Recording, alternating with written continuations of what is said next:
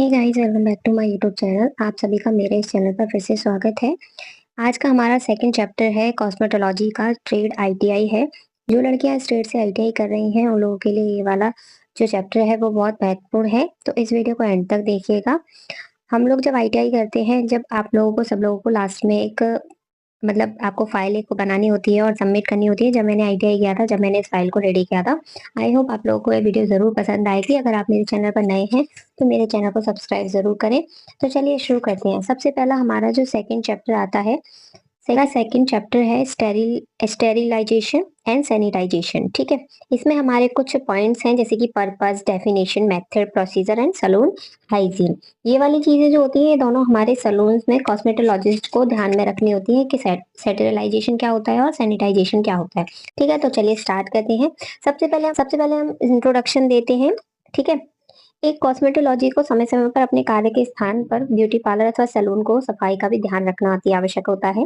Parlour में हर प्रकार के व्यक्ति आते हैं जिन पर हम मेकअप टूल्स या औजार आदि का उपयोग करते हैं, इसलिए ब्यूटी पार्लर को सैनिटाइज करना अति आवश्यक होता है। ठीक है। अगर आपसे कोई इंट्रोडक्शन पूछ ले तो आपको ये इंट्रोडक्शन देना है। देन अब उसके बाद हम बात करते हैं पर्पस, यानी कि सैनिटाइजेशन का पर्पस क्या है। किसी वस्तु के सभी प्रकार के जीवाणु को नष्ट करके रोग मुक्त बनाने के लिए इन प्रक्रियाओं को अपनाया जाता है, इसलिए हम लोग सैनिटाइज या स्टेरिलाइजेशन करते हैं। डेफिनेशन की बात करें, स्टेरिलाइजेशन क्या चीज होती है।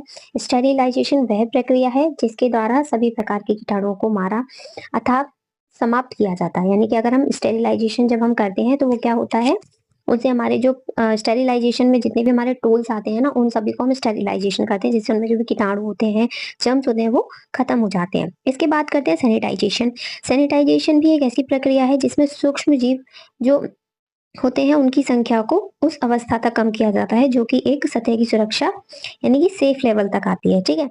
मतलब उसमें जो जर्म्स होते हैं उनको 99% खत्म कर दिया जाता है, इसीलिए सैनिटाइजेशन का हम लोग इस्तेमाल करते हैं। अब इसके बाद हम बात करेंगे, अब स्टेरिलाइजेशन की विधियां क्या है। अब स्टेरिलाइजेशन की विधियां जो होती हैं वो दो प्रकार से होती हैं। एक होती है भौतिक एजेंट द्वारा, एक होती है रासायनिक एजेंट द्वारा। ठीक है। भौतिक एजेंट द्वारा हम लोग समझते हैं परावैंगनी किरणें, शुष्क ताप, आर्द्र ताप। भौतिक में तीन तरीके की किरणें आती हैं, एक परावैंगनी किरणें आती है, शुष्क ताप आती है और आर्द्र ताप आती है। तो सबसे पहले बात करते हैं परावैंगनी के बारे में। परावैंगनी क्या क्या होता है। इसका प्रयोग सूक्ष्म जीवों को मारने के लिए किया जाता है। इसके मेकअप टूल्स से कीटाणु रहित हो जाते हैं। ठीक है। इससे जितने भी मेकअप के टूल्स होते हैं वो सब क्या हो जाते हैं, कीटाणु से मुक्त हो जाते हैं, जर्म्स खत्म हो जाते हैं। इसके बाद करते हैं शुष्क ताप।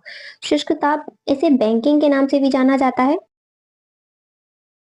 इसे बैंकिंग के नाम से भी जाना जाता है। तौलिया, हेयर बैंड आदि सामानों को कीटाणु मुक्त करता है। जैसे कि जो भी हम लोग क्लॉथ अपने पार्लर में यूज करते हैं, सलून में यूज करते हैं, उन्हें हम क्या करेंगे, उनको हम लोग गर्म पानी में बॉईल करेंगे, साफ करेंगे अच्छे से और उनको सुखाएंगे। ठीक है। इसके बाद हमारा लास्ट आता है अर्धताप। क्या होता है, इस विधि को सामान्य भाषा में उबालना भी कहते हैं, जैसे कि नॉर्मली बॉईल करना। इस विधि में मेकअप औजारों को पानी के अंदर 100 डिग्री से सेल्सियस पर 20 मिनट तक उबाला जाता है। वर्तमान में ऑटोक्लेव नाम का उपकरण काम में लिया जाता है, यानी कि अभी जो हम लोग इस्तेमाल करते हैं उसे ऑटोक्लेव के नाम से जानते हैं। जो इसमें मशीन यूज होती है ना, उसको ऑटोक्लेव के नाम से जाना जाता है। आप इन तीनों तरीकों से अपने जो सलून्स को है सैनिटाइज भी कर सकते हो और स्टेरिलाइजेशन भी कर सकते हो।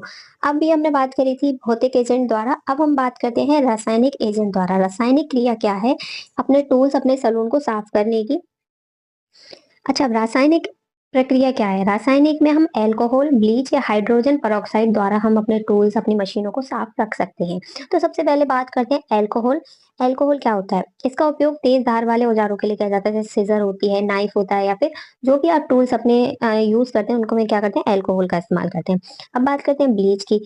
ये स्टील से बने औजारों के लिए उपयोग में लाया जाता है। आपके सलून में जो भी स्टील से बने औजार होंगे आप उनको इस्तेमाल में लाते हैं तो आप ब्लीच का इस्तेमाल कर सकते हैं। अब बात करते हैं हाइड्रोजन पेरोक्साइड की, H2O2। ये किस में काम आता है, यह ऑक्सीजन एवं पानी को अपघटन करके कोई अवशेष नहीं छोड़ता है, यानी कि H2O2 का इस्तेमाल करते हैं। ये किसी भी प्रकार से उसमें किसी भी प्रकार के जर्म्स का कोई भी नामो-निशान नहीं रहता है, आप S2O2 का इस्तेमाल करते हैं तो। ठीक है, चलिए अब हमारा आज का टॉपिक यहीं पे खत्म था। सैनिटाइज़ेशन और स्टेरिलाइज़ेशन क्या होता है? आई होप आप लोगों को समझ में आया होगा। आप इस वीडियो को सेव कर लीजिएगा, अगर आप नोट्स बनाते हैं तो आप अपने नोट्स भी इस तरीके से बना सकते हैं। आई होप आप लोगों को मेरी वीडियो पसंद आई होगी।